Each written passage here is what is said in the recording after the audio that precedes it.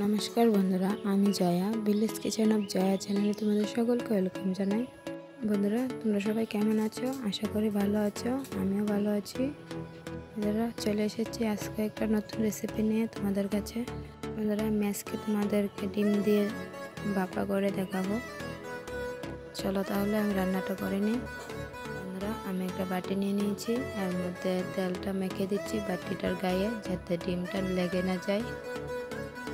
চারটা ডিম নিয়েছি, আমি এখানে চারটা ডিম ফাটিয়ে নিচ্ছি। বন্ধুরা, তোমাদের ইচ্ছে মতো ডিম নিতে পারো। আমি চারটা ডিম নিয়েছি। ডিমগুলো ফাটানো হয়ে গেছে। আমি এর মধ্যে একটু লবণ দিয়ে এটাকে ভালো করে চামচ দিয়ে মিশিয়ে দেব। মেশানো হয়ে গেছে। আমি এখন বাটিটার মুখটা লাগিয়ে নেব, লাগিয়ে কড়াইতে সেদ্ধ বসিয়ে দেব। বন্ধুরা, আমার স্ট্যান্ডটা ভেঙে গেছে, তাই আমি এটা ডাইরেক্ট কড়াইতে দিয়ে দিয়েছি। বন্ধুরা, সেদ্ধ হয়ে গেছে, নামিয়ে নিয়েছি। আমি এখন এটাকে ছাড়িয়ে নিচ্ছি চাকুর সাহায্যে। আমি উল্টে দিচ্ছি, আমি তুলে নিচ্ছি। দেখো বন্ধুরা, কতটা সুন্দর হয়ে সেদ্ধ হয়েছে। আমি এখন এটাকে পিস পিস করে কেটে নেব, পনির পিসের মতো করে কেটে নেব। দেখো বন্ধুরা, টুকরোগুলো কতটা সুন্দর লাগছে, ডিমের টুকরো।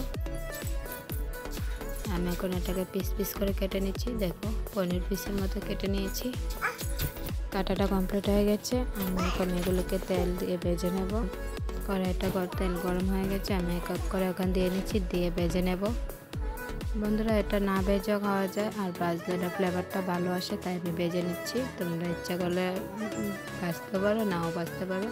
ভাজলে ফ্লেভারটা ভালো আসে, তাই ভেজে নিচ্ছি। আমি এগুলোকে ভেজে নিচ্ছি। এখন ভেজে নামিয়ে নেব। ভাজাটা কমপ্লিট হয়ে গেছে, নামিয়ে নিচ্ছি। বন্ধুরা, কড়ার মধ্যে ডিম ভাজার তেলটার মধ্যে আমি আরও একটু অল্প তেল দিয়ে দিয়েছি। এখন ফোড়ন দিয়ে দেবো। পেঁয়াজ দিচ্ছি, পেঁয়াজটাকে লাল লাল করে ভেজে নেব। পেঁয়াজটা ভাজা হয়ে গেছে। আমি এখন এর মধ্যে টমেটো কুচি দিয়ে দেব। টমেটোটাকে একটু ভেজে নেব। ভেজে নিয়ে আমি শিলনোড়ার মধ্যে মশলাটা করে রেখেছি, মশলাটা দিয়ে দিচ্ছি।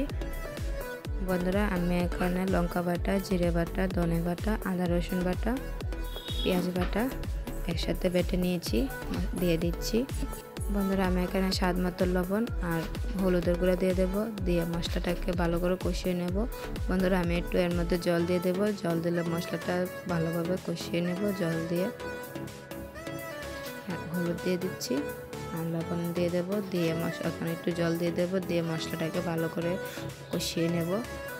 জলটা দিয়ে কষালে মশলাটা ভালোভাবে কষানো হয়, আর আমার টমেটোটাও সেদ্ধ হয়ে যাবে, গলে যাবে। টমেটোটা হাতার সাহায্যে একটু ভেঙে দিচ্ছি, যাতে ভালোভাবে মিশে যায় মশলাটার সাথে।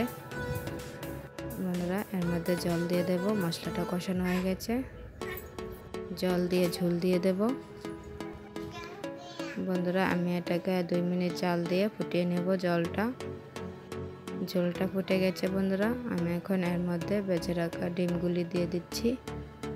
ডিমগুলি দিয়ে আমি এর মধ্যে গরম মশলা দিয়ে দেব। গরম মশলা দিয়ে আরও 2 মিনিট জাল দিয়ে নামিয়ে নেব।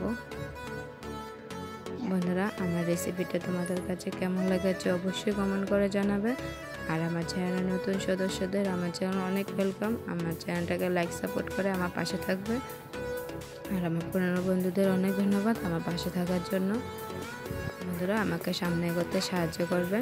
রান্নাটা কমপ্লিট হয়ে গেছে, বাটিতে তুলে নিচ্ছি। দেখো বন্ধুরা, কতটা লোভনীয় লাগছে, আর খেতেও দুর্দান্ত হয়েছে। তোমরা বাসায় রেসিপিটা ট্রাই করো।